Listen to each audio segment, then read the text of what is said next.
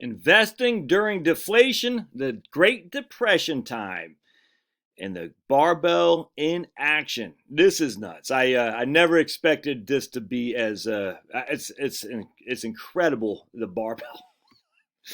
I didn't expect it to be this good. But let's crunch the numbers, shall we? It's the numbers are the numbers. All right, so let's go into. We're going to start by taking $100,000 and we're going to put in the S&P 500 and $100,000 in cash. Just to share with you where I'm going with this.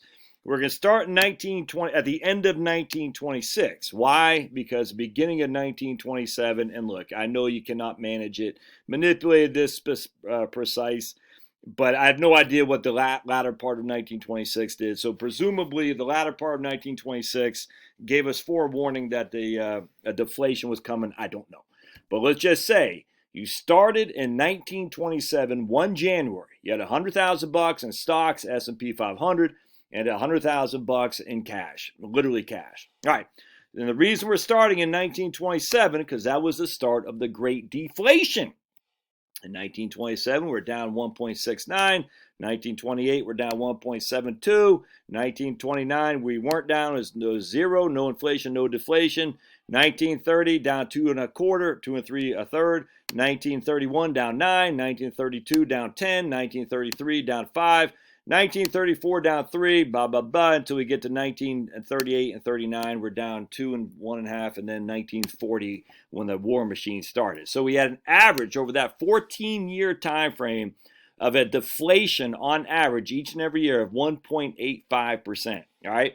Which meant that if we had $100,000 in the end of 1926 in a cash account, we would have had at the end of 1940, $123,000 to show for it. So in terms of purchasing power, that's all we're showing. I had $100,000 at the end of 1926. This coffee cost me $100,000. I now have this coffee plus $23,000 more in which to spend simply because of deflation. The price of goods went down. Inherently, my purchasing power went up. I hope that makes sense. I cannot explain that anymore. All that matters is your purchasing power. How much does it cost in year 1 to buy this versus how much does it cost in year 2, in this case, year 14. All right, so that's how inflation or deflation works. The erosion of your purchasing power in inflationary times, the increase of your purchasing power via cash in deflationary times. I hope that makes sense. So you netted, in this case, $23,000. You were $23,000 for the richer by having $100,000 parked in cash at the beginning of this whole cycle. All right, which meant, again, you had a 1.58% deflation each and every year. All right, so now let's go back to stocks. All right, we're going to do the same exercise. So we started, let's see where we want to go here. We're going to start with $100,000 at the end of 1926. We dump it in the S&P 500. Oh my goodness, no one had $200,000 in. Then just use $1,000 for each. It does not matter. I cannot stress this enough because I know there's going to be someone who comments, "Oh, how many people had $100,000?" Then do $100. It's the same thing. It's all the percentages. The cash, the amount of money isn't what matters. It's the percentages.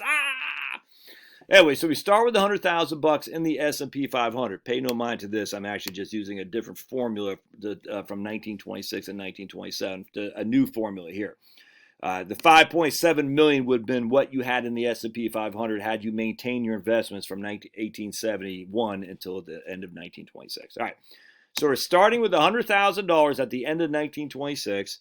The next year we're up 37%. The next year we're up to 47%. So we went all the way up to 202,000 at the end of 1928. So we doubled our money. Freaking awesome! We doubled our money in those 2 years, and then we got killed. All right. Then we fell 9.5%, 22.5%, 44%, and 5% respectively. So our $100,000 at the end of 1932 was worth $37,000, my friends. Yikes! So we lost $63,000 in total assets in that time. But when you factor in your cash that you had at the end of 1932, we actually had 1933. We actually had 1933. We actually had $128,000 in purchasing power. So while we lost $63,000 in stocks. We made in purchasing power 28,000, almost 29,000 bucks in cash. So our total net worth was 128 plus 37 was 165,000 bucks. So we started with 200,000. We lost $35,000.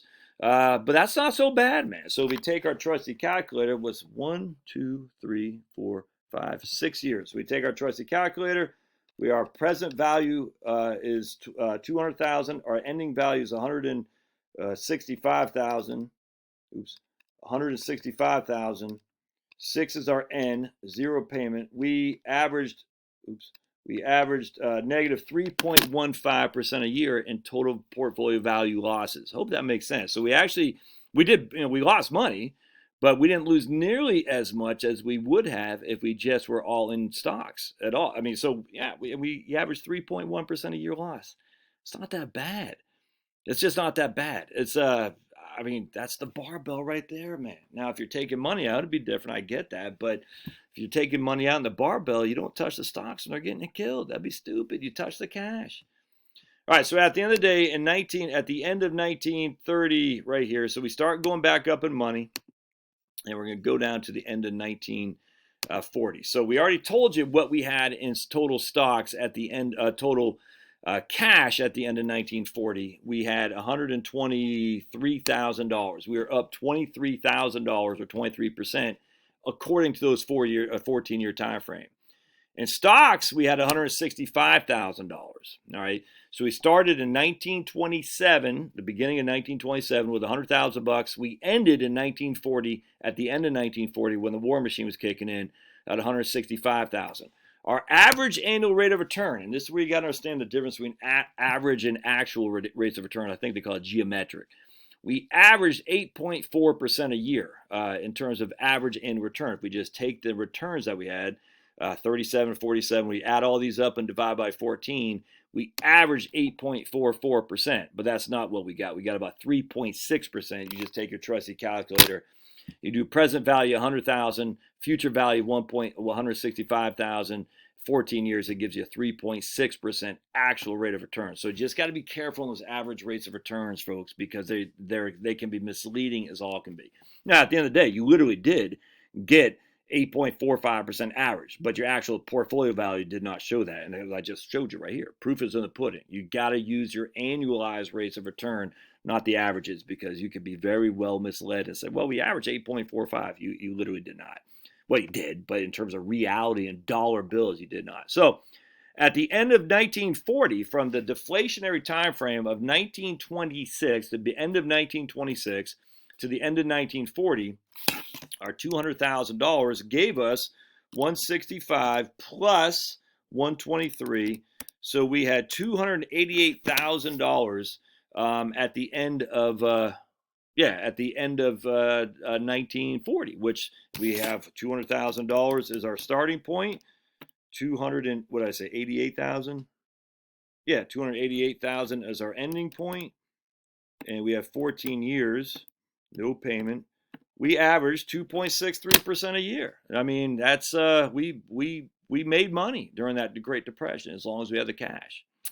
So investing in the Depression in a deflationary time twice now. We have historic evidence to show you cash is always a good thing to have, because the cash can give you a reprieve from the vagaries of the stocks. Oh, I was going to say something too. So going back to Ginnie Mae. Let's actually hold on a second. Let's look at the 10-year treasuries again, because a lot of people say, well, how about not going the 10 years? I think I got a 10-year because the bonds did well too back then. But the problem that we're going to have here, if we look at the 10-year treasury from 1928, 3, 2, 2 down to 1.2. So it went from 3, basically the low 2s to the high 3s is what the average was. The drawback, that's not where we are now. The 10-year treasury, while that would have been great during the deflation of the 1870s to basically 1900 and the Great Depression, that is not what you should bank on today, because the 10-year treasury right now is trading at, let's see what we got here, 0.56. So you don't want to touch out the 10-foot pole. Now the Ginnie Mae, as of 4/17, the 30-day SEC yield is 1.89. So the Ginnie Mae might be your friend there for sure relative to the Treasuries. I wouldn't trust. I just wouldn't touch bonds with 10-foot pole unless the Ginnie Mae, because Ginnie Mae is guaranteed by mortgages. Now that's where it gets a little bit risky. What happens if the mortgages start being defaulted? I don't know the answer. I know the Ginnie Mae bondholders are going to get paid.